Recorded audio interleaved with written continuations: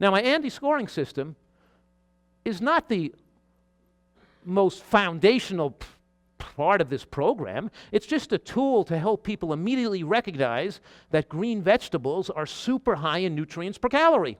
And it works. It helped people in Whole Foods Market and other supermarkets buy more green vegetables. When they put the numbers on foods, people bought more of those foods. It's just a tool to help motivate people to eat healthier, that's all. Doesn't mean everything. But you can see how oil and bread and chicken and white bread are relatively low in nutrients. They're just empty calories. What I'm saying right now is a piece of chicken is like a piece of white bread, like a bagel. Why am I saying a piece of chicken is like a bagel? Could somebody please volunteer that for me, please? Why? Why am I saying a piece of chicken is just like a bagel? Right. Because neither one contains a significant load of micronutrients. They're both rich sources of calories or macronutrients with no significant amount of micronutrients. They contain carcinogens, of course. There's like what do they call it? Flame retardant chemicals in chicken from the bedding of the chickens, you know, and there's potassium bromate, which is a class 2 carcinogen in the white bread, but I'm not even talking about those things. I'm just talking about the fact that they're rich sources of calories with no nutrients in them.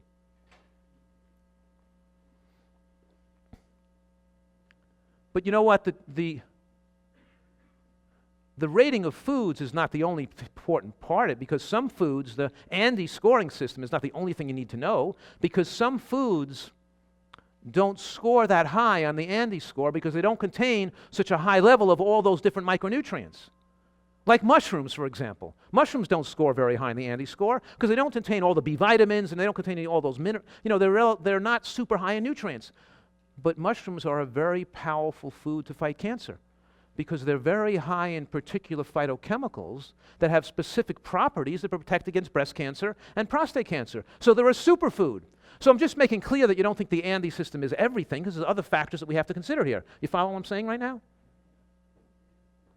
Flax seeds may not have the highest score in the Andy scoring system. They might be as rich in nutrients as green vegetables are, but they have impeccable, powerful breast cancer and prostate cancer protective nutrients in them, the lignans, right? So it's important. So the G-BOMBs is that acronym I made up. The G-BOMB stands for greens and beans and onions and mushrooms and berries and seeds, right? Those particular nutrients or those particular foods that I want you to eat each day, because each one of these foods individually has properties that powerfully protect against cancer.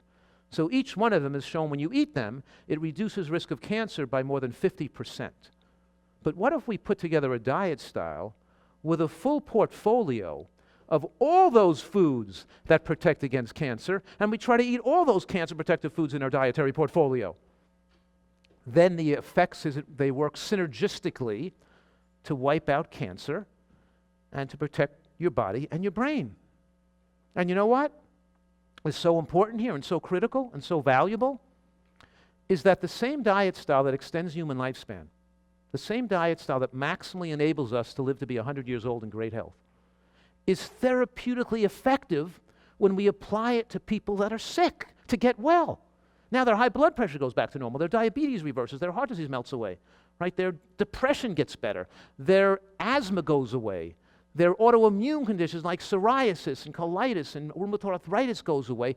Therapeutically, eating the right foods and the right type of diet that maximizes human lifespan helps people reverse disease, and early stage cancers are able to we can see early stage cancers reverse themselves, which I've had so many in my practice, people with early stage cancers, and there are studies on this as well. And the chance of getting cancer recurrence goes down. For example, there was a study on women who took flax seeds. They weren't eating a healthy diet. They just tracked how much lignans from flaxseed they ate. And I'm going to show you that study later.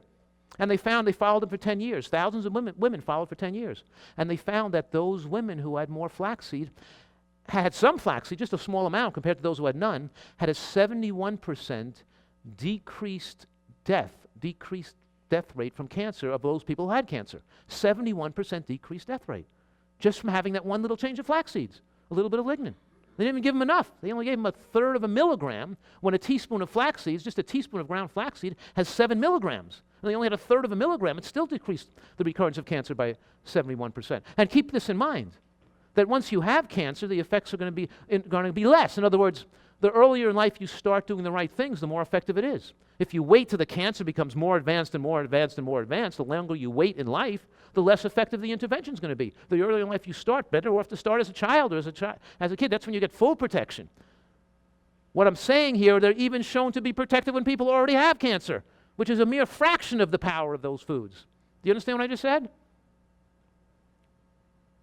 Now, the second principle of a nutritarian diet, don't forget the first principle is what? What was the first principle again? You said micronutrient density? Yes, that's right. The first principle is moderate caloric restriction in an environment of micronutrient excellence.